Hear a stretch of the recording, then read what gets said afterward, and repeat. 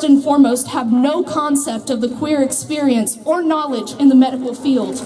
They are operating on limited and unreliable information to demonize and oppress queer youth. They are also implicitly and explicitly using this bill as a stepping stone to the criminalization of transgender people in general, which is already happening in places like Florida, Texas, and Tennessee. This issue is not new. The genocidal attempts of so-called Christians have been perpetuated historically all over the world. The most obvious example is the persecution of queerness during the Holocaust, where they used the same rhetoric and conservative politicians use now. They will use isolated incidents involving queer people to paint the rest of us as monsters. Before Adolf Hitler targeted gay men and women, Jews, people of color, or those on the autism spectrum, he sought to eradicate transgender people from the public sphere. Does that verbiage sound familiar? It should, because the right-wing media has been parroting this message for months now. While they may hide behind the virtue of protecting our children, these lawmakers don't care about the children who are actually in need of their protection. They would rather manufacture a hyperbolized image of our community that they can then weaponize, othering us and creating social hierarchies in minority communities. They turn us against each other because they know for a fact that a nation divided cannot unite to overtake the true aggressor.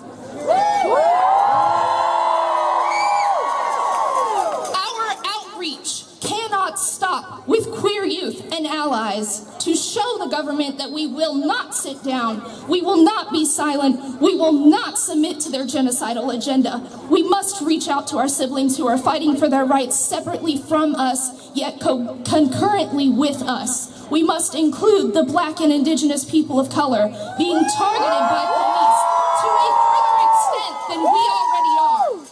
We must include the immigrants who are being targeted by right-wing policies, especially those undocumented immigrants who are at risk of being deported regardless of where they were born.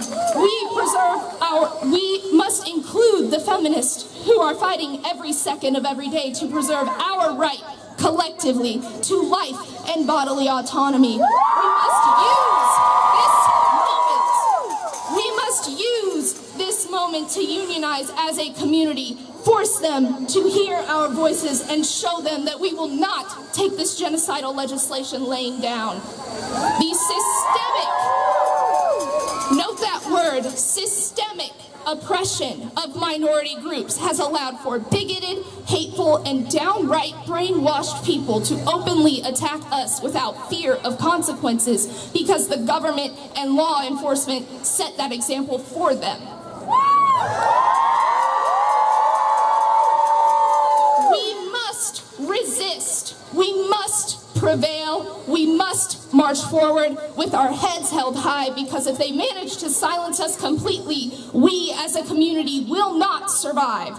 This is the 21st century, and yet somehow we have managed to regress politically and socially to an era of white supremacy and white nationalism with no room to allow for the rights of other groups to exist.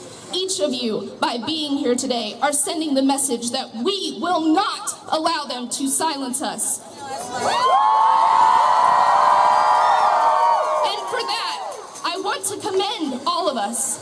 We are brave, boisterous, and beautiful. We are a diverse community that spans the entire globe, and we are disrupting the status quo by simply drawing breath. To simply exist is an act of bravery.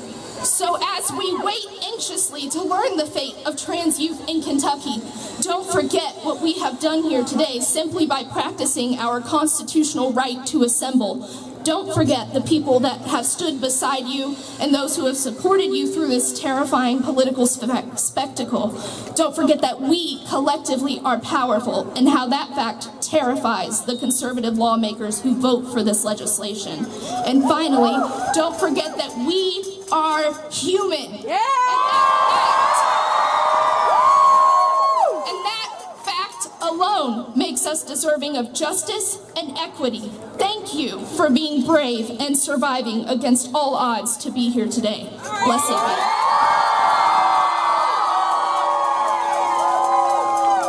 Thank you, Avon. That was actually that was wonderful. Anyways, next up we have Noah.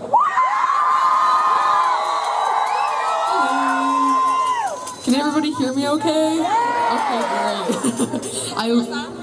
Oh, yes. Yeah, I got you. Thank you so much. I love the signs. I love the Melanie Martinez reference over there. Yes. Anyways, hello. My name is Noah Helander.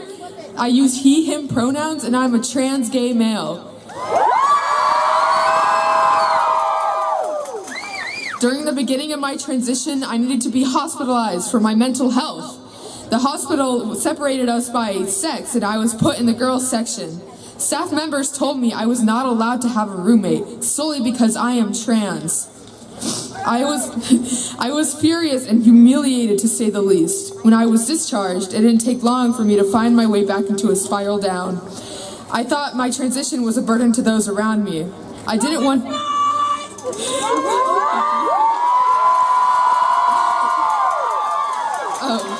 I didn't want to feel dysphoric like I did in the hospital. I even considered transitioning back, even though I would not be happy. Hold on, it's cold so I can't turn these pages. Okay. When I got back to school, I cut my hair shorter and I wore more masculine clothing to feel euphoric and more like myself. I started making friends, and I listened to their stories of what their journey was like. Hold on.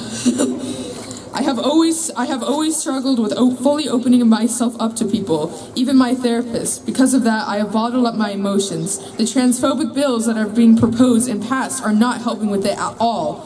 I still struggle with depression and something else that I don't... Okay.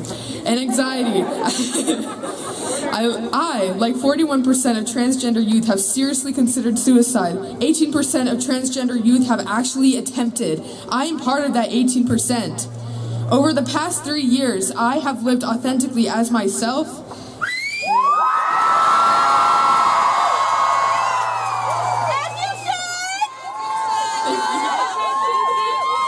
My mental health has improved. I am now getting better, but with these 9 anti-trans bills making their way through the Kentucky legislature, I've started to fall back into a mental health spiral. That does not mean I will give up. Many trans people feel this way, and it is a terrifying experience. No one should have to fear for their safety. I am fortunate enough to have a therapist, but many people don't, and many people don't have that privilege. Trans people existing are not a threat to anyone. We are merely fighting to maintain the most basic human rights. All of you are loved and valued. We must keep fighting until everyone has the ability to live safely and authentically. Thank you for showing up today to support your fellow... to support us. Let us work together to keep our schools safe.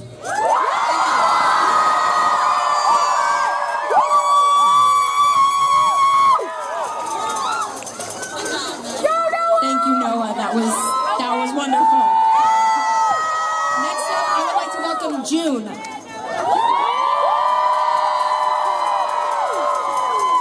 Hello, everyone. Hello. My name is June Wagner, and I go by they, them pronouns. I am a non-binary transgender student at Danville High School. Spoken at rallies before, and I even conducted 2 protests at my school. I'm only 17 years of age, and yet I'm facing a difficult battle against my own government. My own government is working against me. They are working against all of us. The people who are supposed to be representing the majority are certainly not doing their damn job. 71% of Kentuckians are against Senate Bill 150, and then our legislators are just playing political games. Whether whether their game is to take away bodily autonomy from every type of human being they can think of, other than, of course, the cisgendered, heterosexual white man, whether their game is to stick it to the Democrats, whether their game is for all Republicans to completely control all political spots, they are still not doing their job. They are not doing the job that they were put in these positions to do, and they are bringing innocent human beings into this. But if they aren't doing their job, the least we can do is make them listen to us. We will scream at the top of our lungs and beg for our rights to live and be ourselves. We will yell shame at every single person who supports this bill. We will be heard. No matter how much my voice hurts, I will continue screaming. I will continue fighting until they stop taking away the rights human beings should have in the first place.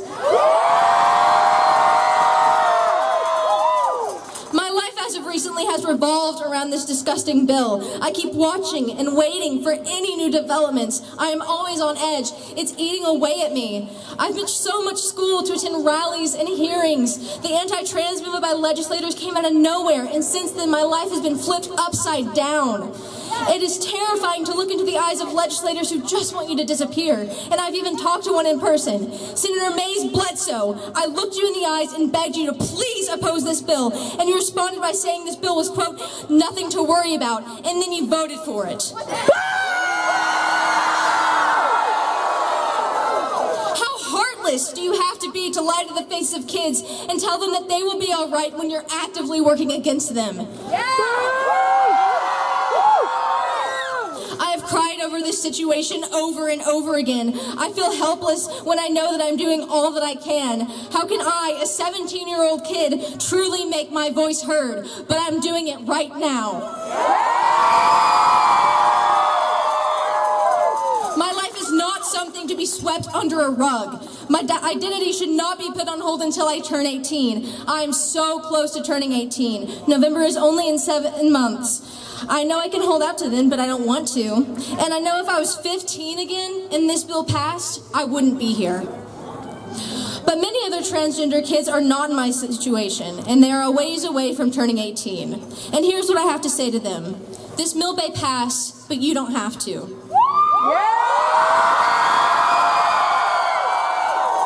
There will be ways to get around this stupid law. We all know this. You don't have to lose hope because this is not over. Not even close. The fighting will never cease until we get what we need. We are all fighting for you so you can live and thrive by truly being yourselves. And I know you will. We know you will. We will get what we need. Thank you.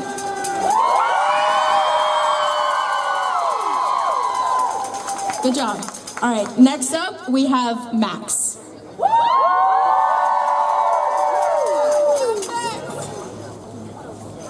Hey!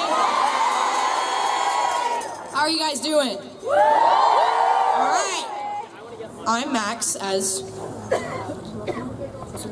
she said, and I'm going to be reading a poem.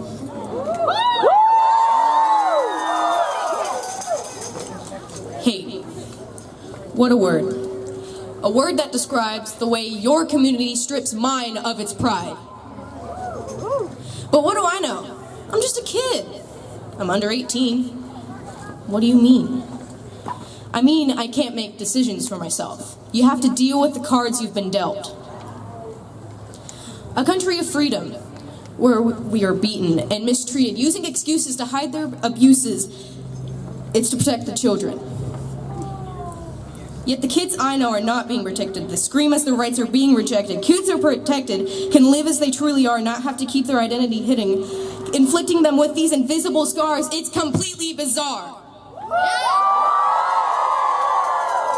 That the people who aren't a part of our community get to dismantle our humanity.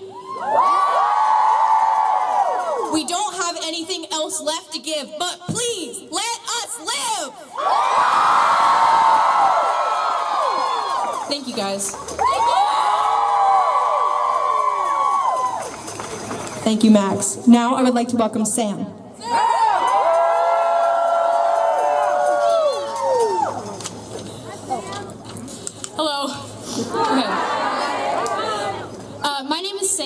pronouns are he, him. I'm an 8th grader at Westport Middle School, and I am transgender. I have been out as transgender for 2 years now, but I have been trans since the day that I was born. It was not obvious to some, but it has always been there for me. Longing to shop in the men's section in stores like American Eagle and Target, but being afraid of judgment or ridicule. Regularly telling people I was a boy on Animal Jam or Roblox. Or an overwhelming feeling of dread every time I tried to imagine myself as an adult. These are only a handful of examples how I have felt different. I haven't always known that I'm trans. It has lived dormant in my mind until the age of 12. That's the age I first knew that I was queer. I didn't always have the word for it, but I've always known that something wasn't quite right. I learned about puberty blockers through my school's Gay-Straight Alliance. Thank you, Mr. Boone. And I worked for months through therapy and doctor's appointments to get where I am today. I have been on puberty blockers for a little over 5 months now, and the idea of having that taken away from me or another trans kid terrifies me, and I hope it terrifies you too.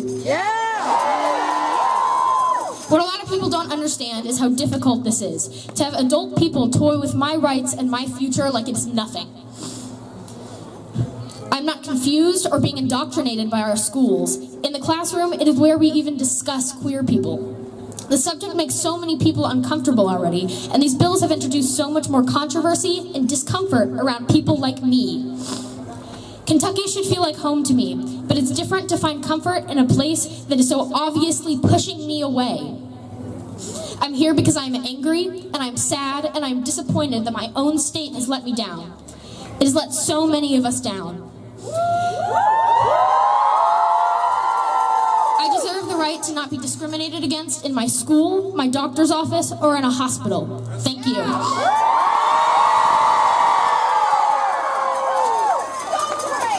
All right, now I have one final student you're going to hear from. This is a very important person. This is Kenzie Roller, who organized, our lead organizer of this whole thing. So please welcome them.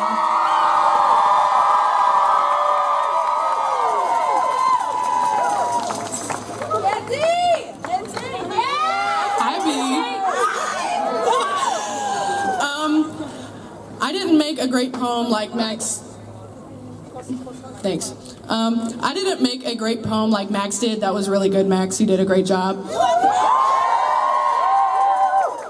But I did write one about my experience going through the education system and, just my experience of being an LGBTQ plus youth. I've always been told that, being gay is a choice. It's not. You tell us! So I wrote a poem about that, of, finally coming to the realization, or, not coming to the realization, because I've always known.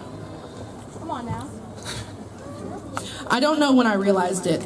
Perhaps it was the stolen glances that might have marked the beginning. A little too long of a stare at the girl in front of the class with a beautiful ponytail, not a hair out of place, and her bright smile was unfettered. Perhaps it was my very first kiss. My close friend wanted to practice and stated that kissing a girl did not count. She tasted quite sweet. And still to this day, I continue to brush my lips whenever I walk past the market stand. Perhaps it was the moment one of my friends had the strength to speak her truth. My coach approached her and said that the other girls would feel more at ease if she changed in the bathroom instead of the locker room. I couldn't sleep that night. It's possible that it cannot be reduced to one pinpoint moment, and that one day I woke up ready to be honest to my sobbing reflection in the bathroom mirror. I don't know when I realized it, but maybe I have always known. From a young age, I have always known that I was a little different from other girls at the time. I didn't have crushes on the boys. I didn't even get butterflies when I was looking at the popular boys. Even when I came out, I still felt like I didn't belong. I could not help but feel like a key part of the lesbian experience is loneliness. It is so isolating to be a queer-presenting woman in society that is designed around women needing men. I felt disconnected from my peers growing up. I could never relate to the teenage trouble with my boys having problems, or my friends having problems with boys. That's not a thing when you like the same gender. Even now, every time I come to the realization that I cannot love a man, some part of me feels so broken, like I am failing at the one thing that I was created to do. Coming into my freshman year of high school, I was recommended to go to our LGBTQ+ alliance that we had. It wasn't until then I started to feel a source of support as a queer individual in our community. I couldn't imagine where I would be now or what I would be doing if I didn't meet these amazing people in front of me today.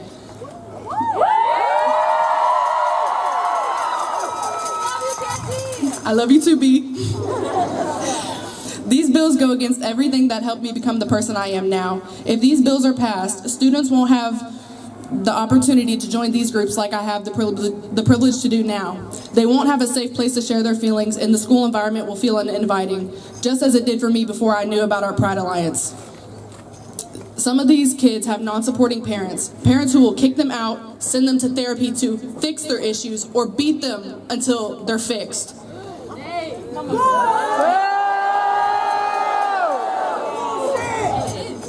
These bills will ruin the LGBTQ+ youth community. The suicide rates will go up, and to the government officials, Max Wise, I want you to know that if this bill is passed and anything happens to the trans youth after this bill, it is on your hands. Thank you.